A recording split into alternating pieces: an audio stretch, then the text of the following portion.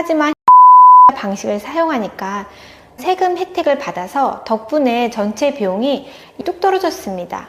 개인 사업 하시는 분들에게 가장 많이 듣는 질문이 세무사님, 법인으로 바꾸면 정말 세금이 절약되나요?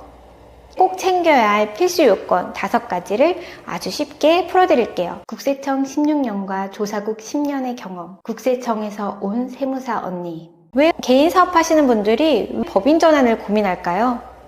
사업이 커지면 개인 사업자로서 부담해야 하는 소득세가 급격히 늘어납니다. 하지만 이를 법인으로 전환하려다 보니 양도소득세도 내야 되고 취득세도 큰 걸림돌입니다. 개인 사업자가 법인으로 바뀐다고 그냥 이름이 바뀌는 게 아니에요.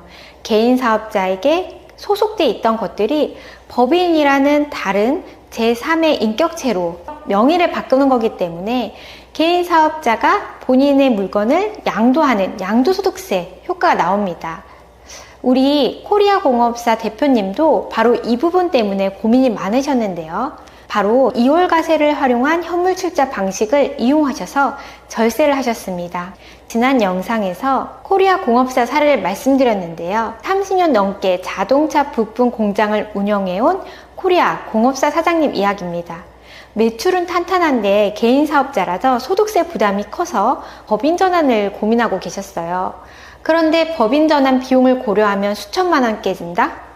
오늘 영상 보시면 그 생각이 바뀌실 겁니다. 현물출자 법인 전환은 비용이 많이 든다고 하던데요. 왜 현물출자인가요? 자, 냉정하게 비용부터 따져볼게요. 일반적인 사업 양수도 방식으로 개인 사업을 법인으로 만들면 세금과 부대비용 합쳐서 약 3천만 원 정도가 들어갑니다. 그런데 현물출자 방식을 선택하면요, 이 비용이 3천만 원에서 1,400만 원대로 뚝 떨어집니다. 무려 1,600만 원이나 절약하는 거죠. 이 돈으로 직원 1명 월급을 더 주거나 공장 설비 하나를 더 들일 수 있는 큰 돈이잖아요. 아니, 어떻게 개인이 법인으로 옮겨갔는데 이렇게 세금 차이가 날까요? 이게 가능하냐고요? 2가지 핵심 혜택 때문입니다. 첫 번째는 양도소득세 2월과세입니다. 원래 공장 부동산을 개인이 갖고 있다가 법인으로 넘기면 개인 명의가 법인 명의로 가기 때문에 개인은 양도소득세를 내야 돼요. 양도소득세 약 740만 원을 당장 내야 됩니다. 그런데 이것을 현물출자한다? 이 세금을 당장 안 내고 나중에 법인이 이 부동산을 팔 때까지 뒤로 미룰 수가 있습니다. 당장에 세금을 내지 않고 이연시키기 때문에 자금 흐름이 훨씬 좋아지겠죠. 2번째는 취득세 감면입니다. 부동산 명의를 바꿀 때 취득세가 나와요. 법인의 입장에서는 법인 명의로 부동산을 취득하거나 공장, 사업용 자산을 취득하기 때문에 취득세 대상이 된다면 취득세를 부담해야 됩니다.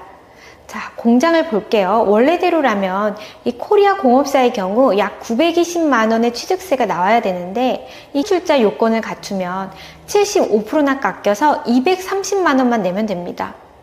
여기서만 약 700만 원을 버는 셈이죠. 개인 사업에서 법인 전환 하셔야 된다고 결심하신 대표님들, 이렇게 하면 세금 혜택을 받을 수 있다는데 세무사님, 그럼 어떻게 해야 되나요? 싶으셨죠? 조세 지원을 받기 위해 꼭 챙겨야 할 필수 요건 5가지를 아주 쉽게 풀어드릴게요. 먼저 첫 번째, 업종 요건입니다.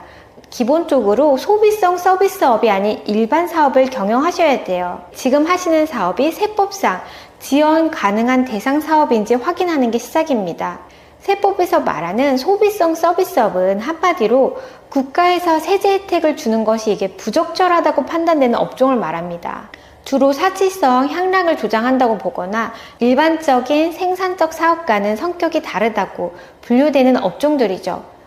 대표적인 업종을 설명드려 볼게요. 대표적인 업종은 호텔업 및 여관업입니다. 다만 관광진흥법에 따른 관광 호텔업 등은 예외로 분류돼서 혜택을 받을 수 있습니다. 가장 일반적으로 소비성 서비스업이라고 한다면 유흥주점업인데요. 일반 룸사롱이나 단란주점 등이 포함되고요. 세 번째는 사행성 오락 업종입니다.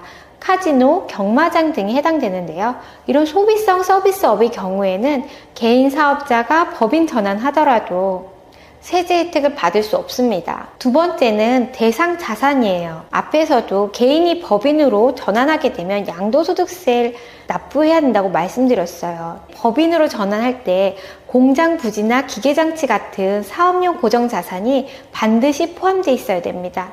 그냥 회사만 옮기는 게 아니라 자산이 함께 이동을 해야 한다는 것이죠. 세 번째, 이게 정말 중요한데요. 자본금 요건입니다.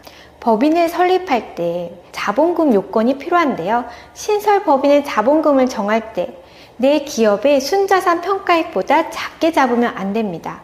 여기서 이 순자산 평가액이란 자산에서 부채를 뺀 내목, 그 금액 이상으로 자본금을 맞추셔야 합니다. 법인을 설립하실 때 그냥 현금만 넣는 것이 아니라 자산을 함께 출자하는 현물출자 방식을 택해야 조세 지원을 받을 수 있습니다. 현물출자란 부동산, 사업용 자산을 넣고 주식을 받는 방식을 말합니다. 자, 마지막 다섯 번째입니다. 다 준비해도 서류 안 내면 안 되는 거 아시죠? 바로 신청 절차입니다. 법인 설립 후 관할 세무서에 반드시 2월 과세 적용 신청서를 제출해야 합니다. 모든 요건 갖췄으니까 난 2월 과세 적용되는 거 아니야? 이렇게 생각하시면 안 돼요. 2월 과세 적용 신청서를 제출해야 이걸 존재로 조세 지원을 받을 수 있습니다. 자, 법인으로 전환할 때 세금을 절약하는 핵심 전략입니다. 자, 코리아 공업사 사례로 세금을 지금 당장 내지 않고 나중에 법인이 그 자산을 팔 때까지 미뤄두는 2월 과세 혜택을 받는 겁니다. 이를 위해서 세 가지 핵심 전략을 말씀드릴게요. 첫 번째, 순자산 가치만큼 자본금을 설정하기입니다. 개인 기업의 순자산 평가를 해야 돼요. 자산에서 부채를 뺀 금액을 순자산으로 보는데요. 개인 기업의 순자산 평가 이상으로 신설 법인의 자본금을 설정하셔야 됩니다. 코리아 공업사의 경우에 순자산이 1억 8천만 원 정도였는데요. 이보다 안정적으로 2억 원으로 자본금을 맞췄습니다. 두 번째는 법인 설립 시 현물 출자하기입니다. 현물 출자는 현금만 넣는 것이 아니라 공장 토지나 건물 같은 사업용 자산을 법인에 출자를 해서 주식을 받는 겁니다. 세 번째, 2월 과세 적용 신청서를 제출하기입니다. 이 서류를 놓치면 혜택을 받을 수 없습니다.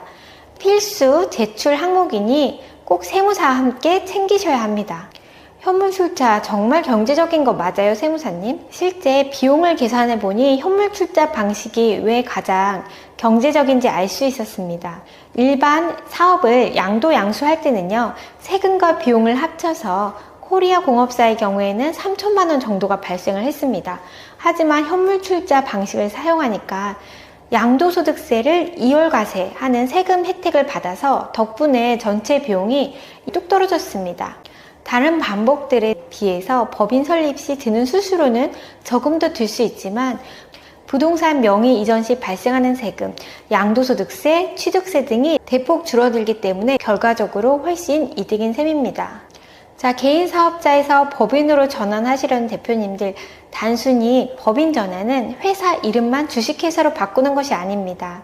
개인 사업이 점점 확대해 가면서 더 큰 매출을 이루기 위해서 우리 회사의 가치를 높이고 세금을 합법적으로 아끼는 전략적인 선택입니다. 코리아 공업사 사례처럼 업종 요건과 자산 요건을 미리 꼼꼼히 체크하시면 충분히 성공적인 법인 전환이 가능합니다.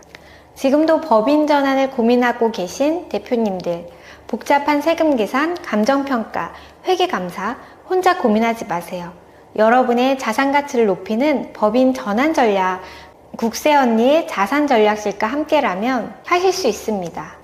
어떠세요? 좀 명확해지셨나요? 이 5가지 요건을 모두 충족하면 정말 강력한 절세 혜택을 누릴 수 있습니다. 계속 망설이시면서 개인 사업자로 높은 소득세와 건강보험료를 부담하고 계시다면 요건을 꼼꼼히 챙겨서 성공적인 법인 전환 이루시기 바랍니다.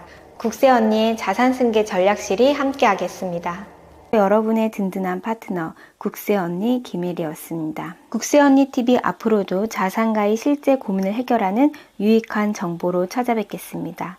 다음 영상에서 다시 뵐게요.